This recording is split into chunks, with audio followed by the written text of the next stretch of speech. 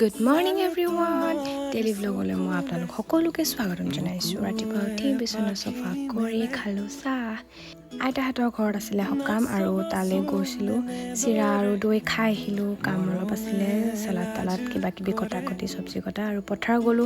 মানে পথাৰখন আইতাহঁতৰ পাছপিনে আছে, তো পিনে মধুৰি পালো। মই চাব কেনেকৈ খাম। মইতো মধুৰি খাই বহুত ভাল পাওঁ। আপোনালোকে ভাল পায় নে নাপায় মোক কমেণ্টত জনাবচোন।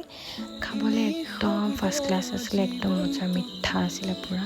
বহুত ভাল লাগিলে খাই। বহুত দিনৰ পাছত খাইছোঁ মই আৰু বাৰ লগত কথা পাতি আছিলোঁ। কাইলৈ তাহাঁতৰ দুইজনে এক্সাম আছে, 3rd গ্ৰেডৰ।